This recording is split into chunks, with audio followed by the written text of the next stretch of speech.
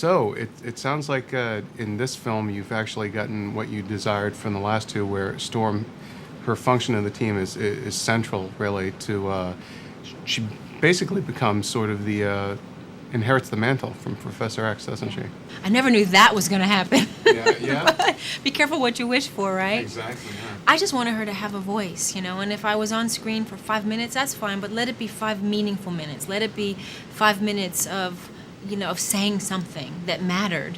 And this time, Storm got that in spades. And she's also become really the conscience of the team. So in X-Men 2, you had a nice speech with Nightcrawler, and this time out, you're really articulating sort of that each character has to take a side. So you really are kind of almost the philosophical force in the film too.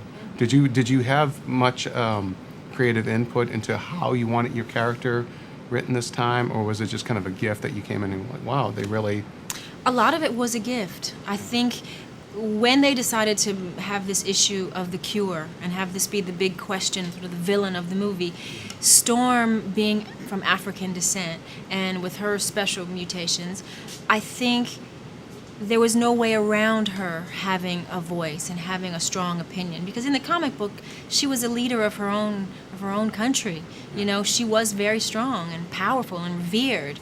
And so when this question got presented, I think it was only natural that Storm would have a very emotional reaction to it. So part of it was a gift, but the other part of it was me adding whatever I thought about the character too, and I thought she should be really vocal and she should stand up to Wolverine, and she should hold her own, because she ran a country, she ruled a country, for God's sakes. Now, would you have any interest in? I know Fox is spinning off a couple of the characters, and Storm certainly could have her own movie, especially with the background you were just mentioning, and there were a lot of things from the comics. She had interesting relationships with other characters outside of the X-Men and stuff. Would you be open to having your own Storm film, or is like it's time to move on from this?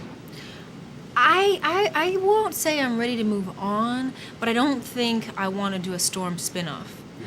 I would love to, if we do a 4, I would love to be a part of that in some way. Now knowing this new Storm that's emerged, I would fight to keep this new person present. Yeah.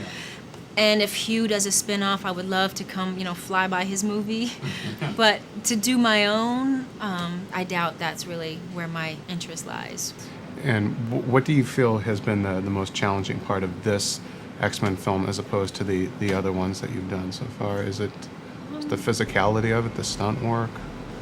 I got to do more in the way of fighting and combat and, being a part of the action. This was different for me in this movie. Storm used to just basically fly the plane. Yeah. So this time, I got to be more involved in the action, and that was a little bit more time consuming and more preparation went into it. Yeah.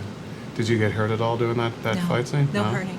I would imagine that would have No hurting. brought that train to a close. Well, it's been great chatting with you, and I Thank wish you you. the very best with Thank the film. you. Thank Nice you to meet so you again. much. You too. Take care. Thank you.